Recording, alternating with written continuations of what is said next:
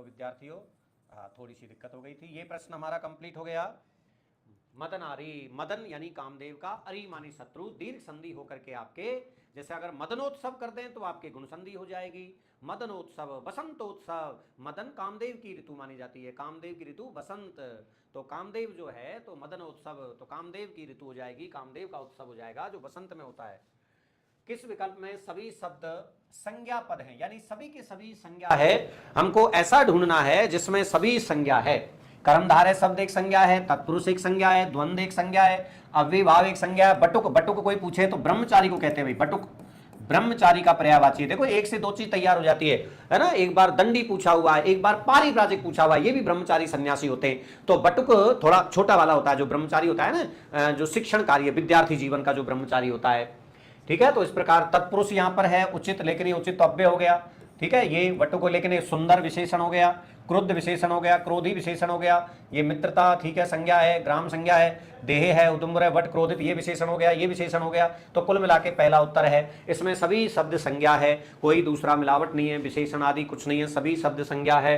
अगला प्रश्न देखेंगे, निम्न में से वर्तनी की दृष्टि से शुद्ध, देखो आधीन गलत है, इस बार भी अभी जो कल परसों एग्जाम हुआ है उसमें भी आया हुआ है। बारात गलत है, ये वरात होता है, ऐसे चाहो तो भले लिख लो, ये अधीन होता है, ये वाला आपका वरात होता है, जिसे हम वरयात्रा कहते हैं। वरयात्रा तत्सम है, ये इसका तद्भव है। निरोग भी इसी साल आया हुआ है, अभी जो कल ही एग्जाम हुआ है, अरे भाई कल ही हुआ है, उसी में आए हुए हैं सारे सर।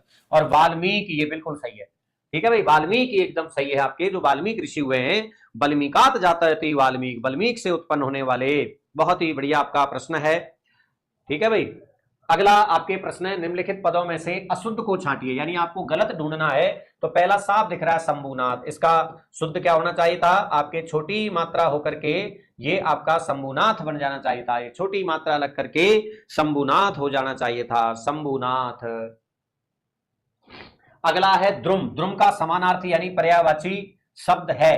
तो द्रुम देखो, रूख, पेड़, विटप, अश्वत्थ, दरख्त। देखो अब ये प्रश्न आपका सीधी सी बात है, उल्टा हो गया भाई, ठीक है ना। आपके जो है क्या हो गया है, उल्टा हो गया है ना, उल्टा हो गया। इसमें आपके क्या है, नहीं है होना चाहिए, तब बनेगा ये। तो देखो इसमें द्रुम का समानार्थी शब्द नहीं है, नहीं और जोड़ो, तब आपका ये प्रश्न सही बनेगा। तो अब आपका ये नहीं है। देखो रूख पेड़ को कहते हैं रुख, रुख तो प्रवाह होता है, झुकाव होता है किसी चीज का, और रूख पेड़ होता है, विटप पेड़ होता है, दरख्त पेड़ होता है, अश्वत्थ एक पीपल को कहते हैं। तो है तो पेड़ लेकिन नाम हो गया, इसलिए पेड़ का पर्यायवाची नहीं होकर के पीपल एक स्पेशल वृक्ष, जैसे नीम, तो एक पीपल का पर्यायवाची हो गया, तो ये आपका भिन्न हो गया, ठीक है भाई। तो थोड़ा प्रश्न में देख लेना, इसमें थोड़ी गड़बड़ है। अगला प्रश्न देखेंगे, उपसर्ग के योग से बना शब्द नहीं, नहीं देखना। देखो अभी उपसर्ग, इसमें उत्पसर्ग, इसमें नहीं है, इसमें वैयाकरण, तो इसमें नहीं है भाई, ये उत्तर है, क्योंकि इसमें बनेगा उपरी प्लस है उक्त, ये उपरयुक्त बनेगा। और अगर उपयुक्त आ जाए तो इसमें उपसर्ग है, इसमें ध्यान रखना, आपके उपसर्ग है, उप प्लस युक्त, इसमें तो उपसर्ग है, ये आपको विशेष रूप से ध्यान रखना है, इसमें तो उपसर्ग है भाई, ठीक है ना। तो ध्यान से आपको एक एक चीज को ध्यान रखना है। अगला प्रश्न है, उद्धृत शब्द में कौन सा उपसर्ग है, तो भाई ये उत उपसर्ग है।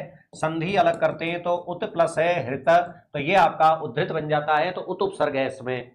अगला प्रश्न है, लब्ध वर्ण शब्द का उचित समानार्थी, यानी कि आपको पर्यायवाची। तो लब्ध वर्ण जो है पंडितों के लिए आता है भाई, ज्ञानी पंडित, लब्ध वर्ण ज्ञानी और पंडितों के लिए आता है, तो इसमें पंडित ऑप्शन में है, तो ये पंडित के लिए आएगा आपका, ठीक है। अगला है आपका, जो अगला प्रश्न है उसको देखते हैं, निम्नलिखित पदों में से किसमें संधि कार्य हुआ है, यानी कि संधि। अति निद्रा में कोई संधि नहीं, अभी और सार में कोई निद्रा, विसार प्रेम करना, विसारिका नायिका होती है।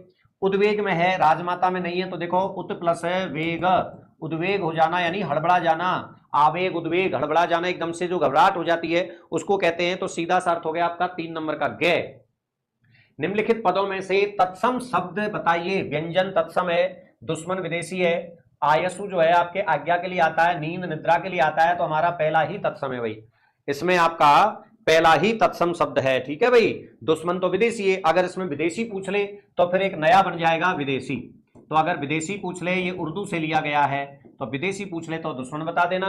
बाकी आज्ञा जो शब्द है इसका आयसु हो गया है, ये आपका निद्रा है, निद्रा का नींद कर लिया हमने, तो व्यंजन हमारा तत्सम शब्द हो गया। व्यंजन का भी संधि विच्छेद करें तो वी उपसर्ग है, और अंजन होता है, अंजन का मतलब मिलावट या दोष होता है। अगला प्रश्न है, निम्नांकित में उपसर्ग का उदाहरण है। जगत प्लस आनंद कोई उपसर्ग नहीं, विदुषी में कोई उपसर्ग नहीं, विद्या में कोई उपसर्ग नहीं, व्यायाम है, वी प्लस है, आ और याम दो उपसर्ग भी कर सकते हो, नहीं एक तो है ये, तो व्यायाम में आपके जो है वी उपसर्ग है। निम्नलिखित में से सकर्मक क्रिया है, जलना, बिल्कुल सकर्मक क्रिया है ना, खुद जल रहा है, क्या जल रही है, लकड़ी जल रही है, लेकिन एक ही उत्तर आएगा, कौन जल रही है, लकड़ी जल रही है तो नहीं है। उछलना, कौन उछल रहा है, राम उछल रहा है, बालक उछल रहा है, कहां उछल रहा है, मैदान में, क्या उछल रहा है, इसका जवाब नहीं आएगा। जलाना एकदम सही है, कौन जला रहा है, राम जला रहा है। भागना भी अकर्मक है, कौन भाग रहा है, दो प्रश्न कर लीजिए, क्या भाग रहा है, क्या का जवाब नहीं मिल रहा, जलाने में दोनों उत्तर नहीं कर रहे, वाक्य बना लिया करो। मोहन, मोहन लकड़ी को जला रहा है, मोहन कचरे को जला रहा है। तो इस प्रकार से आपके जो है को या कौन क्या कैसे भी कह लो, ये को वाले उत्तर जिसमें आपको आ जाते हैं या कौन क्या दोनों के अलग अलग उत्तर आ जाते हैं, वो सकर्मक क्रिया होती है। दोनों के उत्तर यदि एक साथ अच्छे से नहीं आए तो वह फिर अकर्मक क्रिया हो जाती है। अगला प्रश्न है मधु ओदन, इसमें आपके मीठे चावल कर्मधारय समास है और आपकी यण संधि है, संधि विच्छेद करोगे मधु प्लस है ओदन, मधु का मतलब यहां हो जाएगा मीठा और ओदन का अर्थ हो जाएगा चावल, तो मीठा है जो चावल मधु ओदन, तो मीठा चावल हो जाएगा मधु ओदन, मीठा चावल हो जाएगा आपका। अगला प्रश्न आपको दिया गया है, आपका है निम्न में से अशुद्ध वाक्य का उदाहरण, यानी अशुद्ध वाक्य बताना है। अरे दाना नहीं चुगा गया, तो देखो इसमें यहाँ चिन्ह लगना चाहिए। वह कमरे में सोया, ये तो ठीक है। हनुमान ने लंका जलाई, ये भी ठीक है। दादा घूम नहीं सकता, ये भी ठीक है। तो पहला ही उत्तर हो जाएगा, क्योंकि इसमें विस्मय बोधक तो चिन्ह लगना चाहिए, और कभी कभी विस्मय बोधक की जगह कोमा भी आप चाहें तो लगा सकते हैं। हालांकि विस्मय बोधक सही है, पर नहीं तो कभी कभी ऐसा भी काम चलाएं, दोनों आए तो पहले ये करना है, ठीक है ना, इससे तो काम चलाने वाली बात है। बाकी ये लगाना चाहिए विस्मय बोधक, तो वहां विस्मय बोधक नहीं है। इसी प्रश्न को यूं भी कह सकते हैं कि किस विकल्प में विराम चिन्ह की अशुद्धि है, तो सीधी सी बात है आपके विराम चिन्ह की अशुद्धि है। जैसे मान लो प्रश्न पूछ लिया कि भाई निम्न में से विराम चिन्ह की अशुद्धि बताइए, तो आपके विराम चिन्ह की अशुद्धि ये हो जाएगा आपका। अगला प्रश्न हम देखते हैं, अशुद्ध वाक्य बताइए। अशुद्ध वाक्य, राम आता तो मैं जाता, सही है। राम जब आएगा तो मैं जाऊंगा, नहीं, तो मैं जाऊंगा नहीं आएगा, यहां पर तब मैं जाऊंगा, तो यही गलत है। वह अवश्य आएगा, सही है। राम के भाई ने खाना खाया, ये भी सही है। तो इसमें दूसरे नंबर का उत्तर हो जाएगा आपके। अगला प्रश्न है, एबियंस का सही हिंदी अर्थ क्या होता है। एबियंस का सही हिंदी अर्थ होता है आस्थगन, किसी चीज को रोक देना, है ना। एबियंस का अर्थ होता है आस्थगन, यानी किसी कार्य को रोक देना, स्थगन का आदेश दे देना, ठीक है भाई, ये ध्यान रखना है। अगला प्रश्न है, निम्नलिखित में से अही भोजी, अरे भाई देखो अही, अही का मतलब होता है सर्प, और भोजी का मतलब है भोगने वाला, खाने वाला। अब बताइए सांप को खाने वाला कौन होता है, या तो गरुड़ खाता है, नहीं तो फिर कौन खाता है, मयूर। मयूर किसका है, मोर, मोर का तत्सम है मयूर। याद करो मयूर जो है आपके क्या करता है, सर्प को खा जाता है। इसको हम पर्यायवाची में भी रख सकते हैं और इसे हम वनवर्ड में भी आप रख सकते हैं। बकबेरी शब्द कैसा कहलाता है, बकबेरी ध्यान रखना हिंदी भाषा का है, हिंदी में कहते हैं बकबेरी। ये जो बगुला वगैरह होते हैं ना, ये जानवर जीव जंतु, इनको कहते हैं ना बकबेरी, ध्यान रखना इनको कहते हैं, ठीक है। जो जीव जंतु सांप वगैरह, वो बगुला वगैरह होते हैं, इनको कहते हैं। अगला है आपका जो है लजाधुर, ये कठिन शब्द है, मैं आशा करता हूं ऐसा कि भाई आपके इतने कठिन नहीं आएंगे। तो लजाधुर आपके विशेषण है। अब आप कहोगे कैसे, क्योंकि ये थोड़ा सा बिल्कुल नया है। तो लजाधुर का शाब्दिक अर्थ होता है शर्मीला, तो शर्मीला शब्द क्या हो गया, विशेषण। तो ये लजाधुर शब्द आपके शर्मीले के आता है, इसलिए ये आपका विशेषण है, ठीक है भाई। अगला है आपका मूल कर्म, ये तो आ सकता है, इंद्रजाल को कहते हैं। इंद्रजाल किसे कहते हैं, माया, या फिर क्या बोलते हैं, जादू। जो जादू होता है उसको इंद्रजाल कहते हैं, उसी को मूल कर्म कहते हैं। तो जो जादू आदि जो होता है उसको अपन क्या है, मूल कर्म कहते हैं, ठीक है भाई। अगला प्रश्न है दाहसर, दाहसर शब्द किसके पर्यायवाची है, ठीक है, ध्यान रखना। देखो ये साफ लिख रहा है, दाहसर शमशान का पर्यायवाची है, तो ये तत्सम शब्द है, ध्यान रखना। दाहसर शब्द आपका कैसा है, तत्सम है भाई। किसका पर्यायवाची है, ये आपके शमशान का पर्यायवाची है, ठीक है। दाहसर आपके शमशान का पर्यायवाची है। अगला दिया है देखो, डाकर शब्द क्या है, देखो नीचे कितना शानदार आपको समाधान दे दिया है। डाकर जो है सूखे हुए तालाब की मिट्टी होती है जो धूप में फट जाती है। आप सब जानते हो कोई तालाब होता है, जब उसमें बहुत दिन तक पानी रहता है, जब वो पानी सूख जाता है तो वो देखा होगा चटक चटक पपड़ी सी ऊपर आ जाती है, उसको हम क्या कहते हैं, डाकर कहते हैं। काफी थोड़ा सा जो है मतलब कहते हैं ना कठिन शब्द भी है। डाकर देशज शब्द है, संज्ञा शब्द है और पुल्लिंग है। तो इस तरीके से ये आपका जो है, ठीक है ना, तो ये आपके पुल्लिंग शब्द भी है, ये देशज शब्द भी है, ठीक है भाई। तो ये डाकर जो है आपका पुल्लिंग शब्द है, ठीक है, देशज शब्द है और संज्ञा है, जातिवाचक संज्ञा है। ये इंपॉर्टेंट है भाई। आदि बहुत बार आया है। मानसिक बीमारी को आदि कहते हैं और जो शारीरिक बीमारी होती है उसको व्याधि कहते हैं। शारीरिक बीमारी को व्याधि कहते हैं, मानसिक बीमारी को आदि कहते हैं। ये प्रश्न बहुत बार आया हुआ है, ये आपका इंपॉर्टेंट है। ये भी आपका अच्छा है। महोदरिक भीम के लिए आता है, संधि विच्छेद करोगे महा प्लस है औदरिक। औदरिक का मतलब भी अगर संधि करते हैं तो उदर प्लस है इक। उदर का मतलब पेट, महान पेट। तो महान पेट भीम, आपको पता है भीम ज्यादा खाता था। घर में जितना खाना बनता था तो 4 पांडव बचे, 5 में से भीम अलग कर दो, बाकी द्रौपदी, माता कुंती और बच्चे, तो सबको खाना आधा और अकेले भीम को आधा खाना, ये फिक्स नियम था। और भीम को परोसा नहीं जाता था, जैसा अपन को खाना परोसते हैं ना घर में, जो भी कोई ले भाई एक रोटी और ले लो किसी को भी, तो परोसते नहीं थे भीम को, आधा खाना निकाल के रख दिया जाता था और भीम अपने हिसाब से खाता था, इसलिए इसका नाम क्या पड़ गया, महोदरक। जाना खा आज भी नहीं कहते पेटू, अपनी भाषा में महोदरक को क्या कह देंगे, पेटू कह देंगे, है ना, कि जो ज्यादा खाता है वो आपका क्या हो जाएगा, पेटू हो जाएगा। अशुद्ध वाक्य का उदाहरण बताइए, ठीक है। बालक का क्रोध बढ़ने लगा है, सर्दी पड़ने लगी, सूर्योदय हो रहा है, मोहन ने मीठा फल खाया, ये तो सभी शुद्ध है, ठीक है। ये तो एक तरीके से आपके क्या हो गया, बोनस हो गया। अब गड़बड़ है तो क्या है, बालक का क्रोध बढ़ने लगा, तो ये पूर्ण विराम की देखो यहां भी गलती है, यहां भी गलती है, बस ये पूर्ण विराम की कोई गलती, वो भी 2 में है, तो इस वजह से ये तो आपका क्या है, एकदम सही है, इसमें कहीं कोई लपड़ा जपड़ा कुछ भी नहीं है, तो इसमें आपको ध्यान रखना है, ठीक है। तो ये तो आपका जो है बोनस हो गया है, ठीक है ना, इसमें कहीं कोई गलती नहीं है, ठीक है, ये तो आपका बोनस हो गया है। चलिए अगला वाक्य आपके अशुद्ध शब्द का चयन करो, यानी आपके ऐसे वाक्य का चयन करो जिसमें क्या आया है, अशुद्ध शब्द आया है, ठीक है। अशुद्ध शब्द युक्त वाक्य का आपको चयन करना है, इसका ये मतलब है, यानी ऐसा वाक्य जिसमें उससे तेज नहीं चला जाता, सभी शब्द शुद्ध है। देवानंद को पुरस्कार मिला, बिल्कुल सही है, ये बहुत बार आता है, वो पुरस्कार करके कई बार पूछा गया है, ध्यान रखना।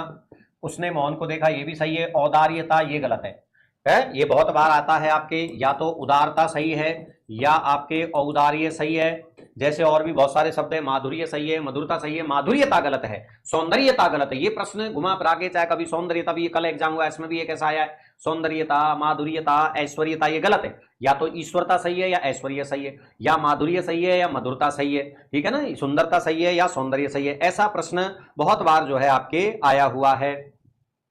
असहाय लोगों के ईश्वर रक्षक होते हैं, इसके लिए मुहावरा बताना है तो निर्बल के बलराम, बिल्कुल सही है, निर्बल के बलराम, अर्थात जो कमजोर व्यक्ति है उसके तो बल यानी ताकत कौन है, भगवान राम है। बलराम, बलराम को कह सकते हैं, नहीं तो निर्बल के बल राम, अलग करके संधि करके अलग करके कॉमा भी लगा सकते हैं। निर्बल के बल राम, यानी जो निर्बल है, कमजोर है, उसकी ताकत कौन बनेंगे, भगवान, भगवान उसका सहायक बनेगा। निर्बल के बलराम, तो भगवान उसका क्या बनेगा, सहायक बनेगा, ठीक है ना। तो बलराम, बलराम को सहायक कह लो या बल अलग कर दो, राम यानी उसकी बल यानी उसकी ताकत, उसकी सबसे बड़ी ताकत भगवान है। जो आदमी निर्बल है, जो कमजोर है, तो उसके तो कौन, भगवान ही सब कुछ है।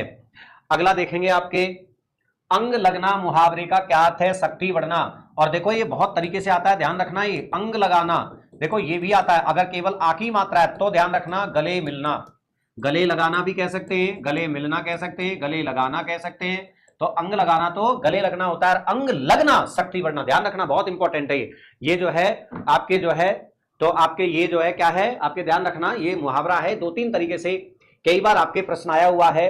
तो अंग लगना, तो अंग लगना तो क्या होता है, शक्ति बढ़ना। जैसे मान लो आप एक जगह से दूसरे जगह पर गए तो उसको अंग लगना भी कहते हैं, और शक्ति बढ़ना को आपके जो है पानी लगना भी कहते हैं। अरे भाई उसके तो क्या हो गया, पानी लगना, पानी नहीं लगा यानी कि वो कमजोर हो गया उल्टा, और पानी लग गया यानी कि वो थोड़ा तंदुरुस्त हो गया। तो इसी तरीके से ध्यान रखना, अंग लगना यानी कोई खाया पिया है ना, वो अंग लग रहा है। जैसे मान लो अपन कोई बालक है कमजोर रहता है, क्या कहते हैं, भाई ये कितना ही खा ले पी ले, इसके तो अंग ही नहीं लगता, है ना, यानी ये तो ऐसा ही रहता है कमजोर, इसकी तो मिट्टी ऐसी, अपन बोलते हैं ऐसे, बिल्कुल लोक व्यवहार से पढ़ना है।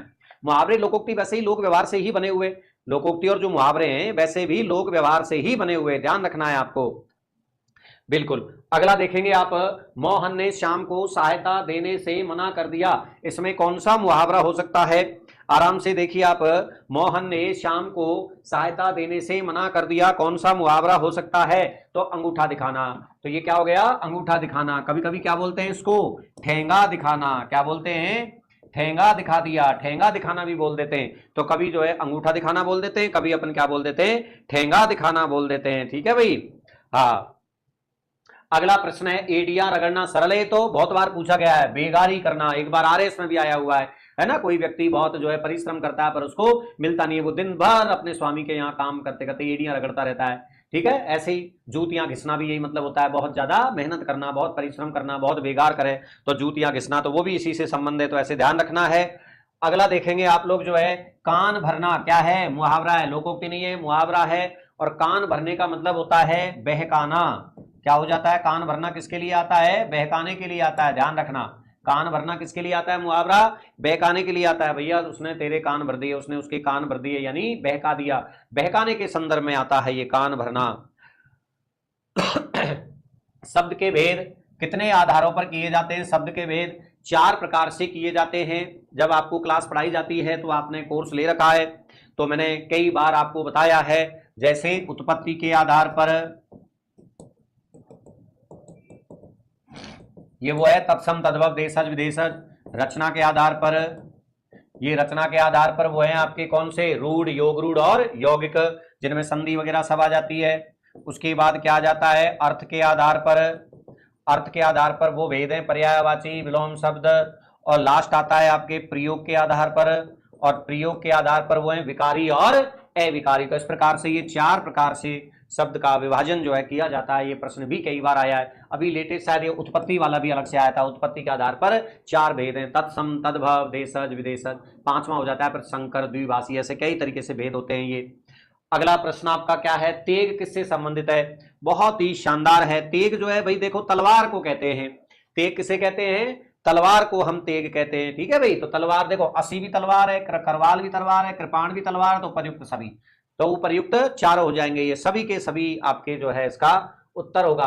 अशुद्ध वाक्य का चयन करो। जयेश उसे देख रहा था, उससे तेज चला नहीं जाता, उससे दौड़ा नहीं जाता, खाया नहीं गया, समाधान उससे तेज नहीं चला जाता। ठीक है, तो ये आपका जो है यहाँ पर उससे तज चला नहीं जाते, देखो ये है ना, तो ये गलत हो रहा है ना, तो ये इस तरीके से ये आपका नीचे देखो समाधान भी इसमें दे दिया गया है। बहुत बढ़िया आपका जो है प्रश्न है, तो उससे तेज चला नहीं जाता, ये हमारा जो है गलत हो जाएगा।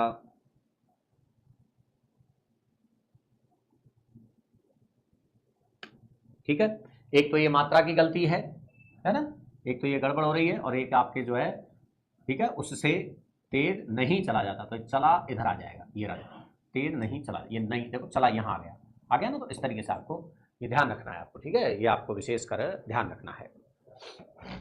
अगला प्रश्न है, जिसका मन किसी और बात में लगाओ। अन्य मनस्क, बहुत बार आया हुआ है, अन्य मनस्क, जिसका मन किसी और काम में लगा है। जैसे हम लोग यहाँ कोई काम कर रहे हैं और ध्यान नहीं है, बेचैनी हो रही है, बार बार मन उचट रहा है, तो यहाँ के काम में अच्छे से मन नहीं लग रहा, तो उसको क्या बोलते हैं? अन्य मनस्क बोलते हैं। कई बार होता है ना, आपका हमारा सबका हो जाता है, हम कहीं जा रहे हैं और वहां बेमन से जा रहे हैं, मन हमारा नहीं लग रहा, मन हमारे घर में रखा है या कहीं और रखा है, कोई और दूसरे कार्य से ड्यूटी में है, तो फिर वो क्या कहलाएगा? अन्य मनस्क कहलाएगा। कई बार ये कहते हैं भाई कहाँ तुम्हारा ध्यान है, तो वो स्थिति अन्य मनस्क की होती है।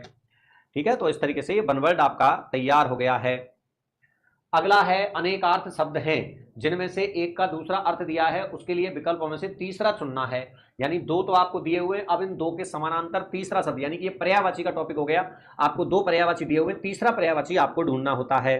ठीक है, तो आपके 3 प्रश्न ऐसे, तो 3 प्रश्नों का उत्तर आपको इस तरीके से देना है। ठीक है भाई, तो देखो आपका पहला दिया है वारांगना गणिका, इसमें वे कर सकते हैं, इसको देखो वे है ना, वारांगना वे गणिका, ऐसे हमको एक एक चीज का थोड़ा सा ध्यान रखना है। इसको वे कर सकते हैं या बराबर भी कर सकते हैं, जैसे ऐसे भी लिख सकते हैं वारांगना बराबर, ऐसे भी कर सकते हैं गणिका।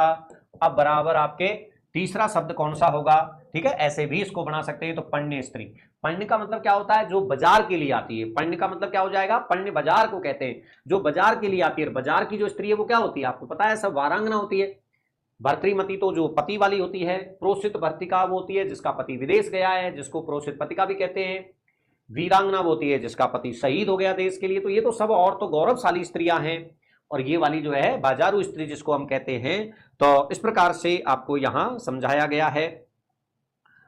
अगला है आपके लिए मधुमास, इसमें भी वही या तो यूं बराबर कर लो। अब इसमें यहां बताना है तो पहला हो जाएगा कुसुमाकर। कुसुमाकर किसे कहते हैं? वसंत वाले भाव को, क्योंकि बसंत में कुसुम, आराम से देखो, कुसुम, कुसुम का मतलब फूल, पुष्प, और आकर, आकर का मतलब खजाना, जिसमें आपके क्या होते हैं? फूलों का खजाना भर जाता है। वो किस में भरते हैं? बसंत में।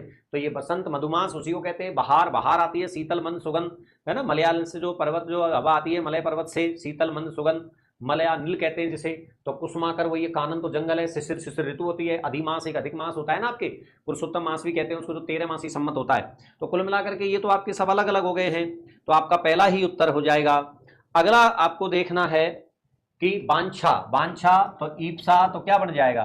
तो इच्छित फल नहीं, आशा, पालना, आकांक्षा सही है। वांछा का मतलब क्या होता है? आकांक्षा, चाह, जिसे हम चाहते हैं, इच्छा, सही है ना, जिसे इच्छा, इच्छित फल नहीं, इच्छित फल नहीं, इच्छा, इन अर्थों में आता है। तो आपको देखना है ये आपके आकांक्षा और वांछा, ईप्सा तीनों समानार्थी हो गए हैं। तो इस प्रकार से हमने क्या किया है, ये पर्यायवाची का एक नया तरीके से आपने प्रश्न बनाया, अगर आ जाए तो ठीक है।